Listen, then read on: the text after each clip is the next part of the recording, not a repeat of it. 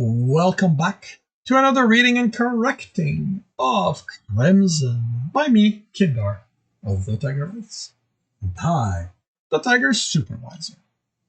Today we are doing chapter 36.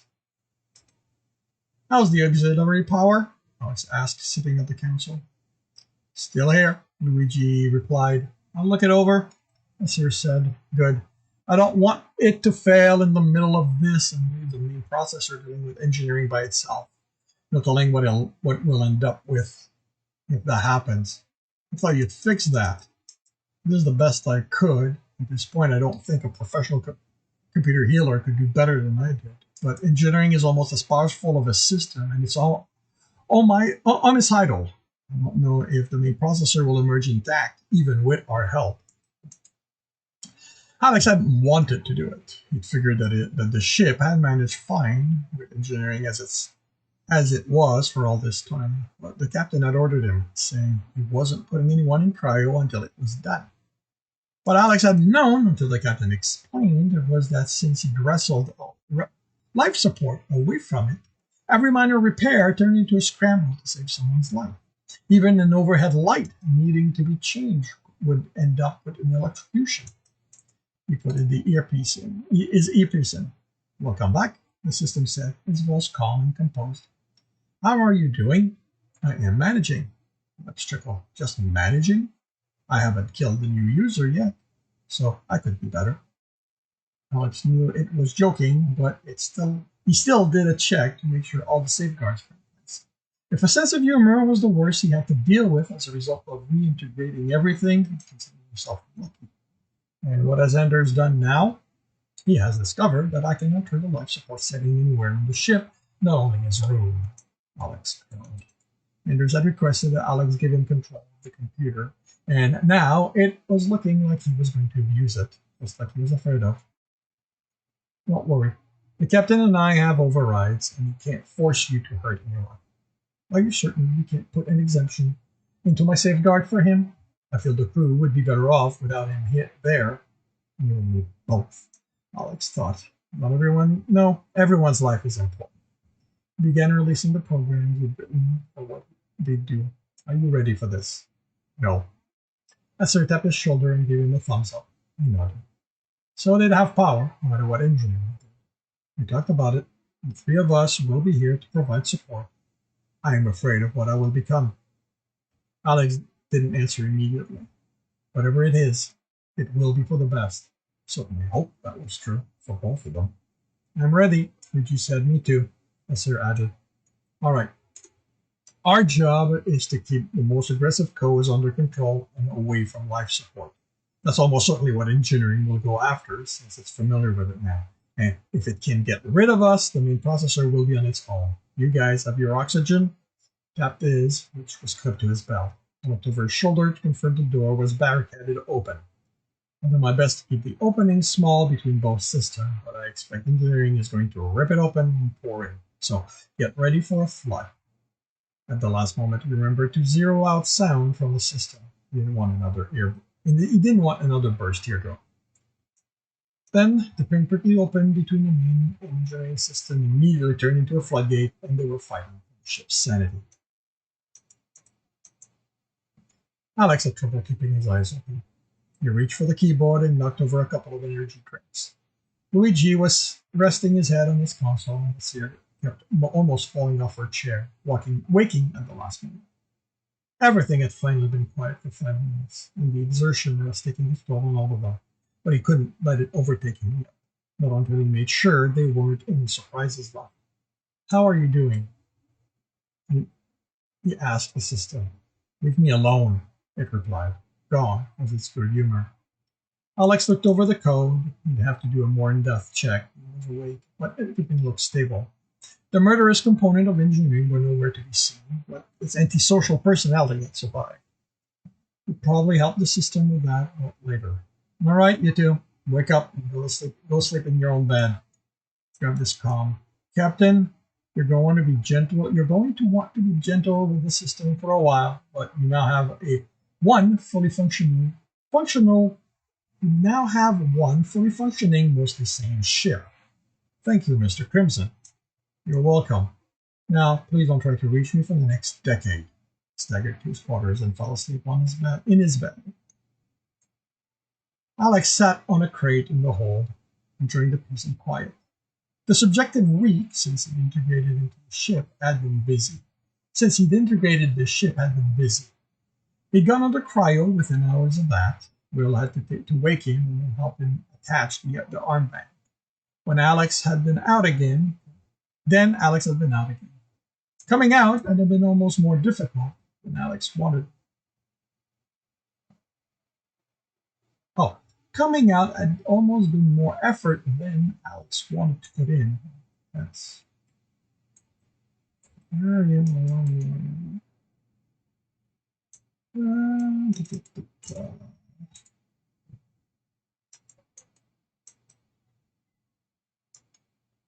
Then that should be a then. Then Alex wanted to put into it. He'd been dressed and exhausted. One thing he knew made it harder. The other we discovered just made it worse.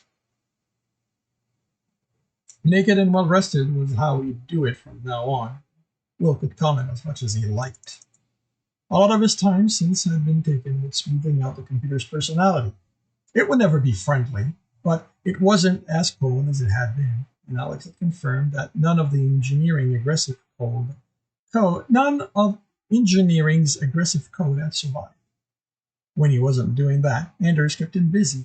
Now, even more so, because his meddling with other people's comfort setting had reached the captain's ears, so he'd given Anders a dress down in front of his man. What did Anders expect Alex to do when calls about life support malfunctioning started coming in? Ignore them? So he told the captain because he knew that was the one person Anders listened to. He hadn't expected him to explode. But that hadn't endeared Alex to Anders. He made sure to keep Alex busy with meaningless work between his training session and computer time. Alex couldn't believe that Anders had 20 pair of boots. He knew that because he'd had to clean and polish each of them. The one thing he hadn't had time,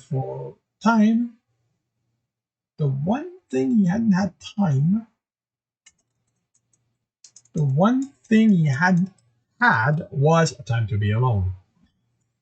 Which was why he was here, in the silent space, while everyone was partying after a successful job. Alex had put in an appearance, shaken hands, received thanks, and offers to spend intimate time with him. Each time someone called him a hero, he made sure to point out he was just following orders.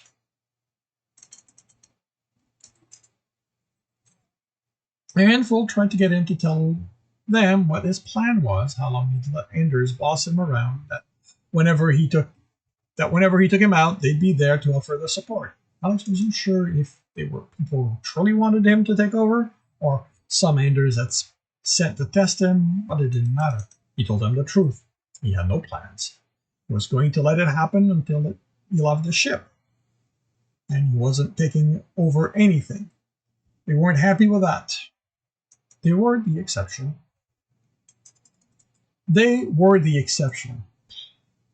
Except for his friends, most of their crew had shaken their head in disappointment, and things had gone back to the way they had been. His friends had screamed at him, called him names, Jennifer threatened to just shoot him. Even now, she thought he sold out and wouldn't have anything to do with him. The others had reluctantly accepted it, and it was his decision to make. His comm beeped. Crimson, Anders called, "Where are you?" His master was calling. He was taking a break from the crowd. "Get your ass back here. Your fans are clamoring for you." Sure. More likely, Anders needed a new drink served to him. He remembered he had a servant. "I'll be in there in a minute." 30 minutes of peace was better than nothing. Started for the old exit, but stopped 20 feet from it. Beefy man stood there. "Hi, Terry. Can I help you with something?" Terrence was one of Anders' men. Alex hadn't remembered him when he'd introduced himself, but he was the man who had kept Anders from pounding Alex's head in the wall after the first job. Alex had then thanked him again and hadn't interacted with him since then. The man stepped toward him, face hard, knuckles cracking. "Yep. You can show me what you're made of." Alex took a step back and raised his hand to pacify him. "Look, I'm going to fight you. I have a deal with Anders. You were there. That's sort of the thing I care. I want to see what they say, if what they say of our mighty hero can. I want to see if what they say our mighty hero can do is true. Sigh. Were people still raising him to some sort of real unrealistic standard? Couldn't they mind their own damn business? The man swung and Alex backed away. Come on, fight me. Another swing, another step back. You know damn well I can't take you on. I don't care what anyone else is saying. I'm not a fighter. I thought Anna was training you. Hearing her talk, you're able to take on 3 men without problem. What? The surprise almost kept him from retreating in time to avoid another punch. And when he backed again in anticipation of the next one, he hit something. Or rather someone. He found out when a hairy golden arm wrapped around his neck. Alex cursed, put a hand under the arm, and tried to pry it away. It didn't move. At least he could still breathe. Tried to elbow the man in the stomach, but couldn't muster much strength, and the man had abs, and the man's abs were hard. Alex struggled, pulling forward, then sideways. Wasn't going to let them beat him up without fighting back. The man had to readjust his hold to keep Alex from slipping out, and his arm moved up. Alex didn't think. He bit down hard. The man screamed and pushed him away. Son of a bitch bit me! Good, Terence said. Alex turned to keep both men in sight. Zephyr was looking at his bleeding arm. Alex forced himself to swallow, and the taste of iron turned his stomach. Wasn't going to throw up. Not here. Not before these two. Smiled at Alex. I'm glad to see you can get yourself out of tough situations. What the fuck are you doing? Alex growled. Making sure you're going to survive your time with us. Anders might be done trying to kill you, but he's going to throw you into fights at some point. If you're going to get to your guy, you're going to have to survive that. Alex couldn't believe what he was hearing. So what? That was a test? Yeah. You didn't fail, so that's good, but you didn't pass either. I was only teaching you how to fight, not survive. I'm going to change that. What was he talking about? The biggest mistake you made, Teres continued, was keeping your eyes on me. Unless you have your back to a wall, you need to know what and who's around you. You expect me to look away from you? That's going to leave me open. Right. If that's all you can do, you just take a small glance, get a sense for your environment. But what you want to do is move. Walk around your opponent. Don't make it so easy on him. Yeah? That lets you keep an eye on him while looking around. He looked Alex over. One more thing. How come you're not armed? On the ship? Why would I need to have a weapon? Because you never know when might jump you. Terence pulled a sleeve to reveal a knife secured to his forearm. I have another one in my boot and at my back. I always carry this. And I always carry this. He pulled his shirt to show a small gun. I don't see a knife on his arm, he indicated Zephyr. Zeph doesn't like long-sleeve shirts, so he doesn't keep one there. But trust me, you don't want to know how many knives he has hidden on his body. Alex had trouble believing him. He'd had 3 training sessions with the Golden Skin Man, and other than the knives he held, he hadn't noticed another on him. You need different clothing. A jumpsuit's fine if you're doing dirty work, but in a fight, you need to be able to get out of what you're wearing fast. I usually wear a jacket over this. That's nice. But once you're out of that, if I grab you by the collar right now, you're trapped. You're at my mercy. Alex looked at himself and thought about having to find something else. Well, I like the look. Zephyr chuckled.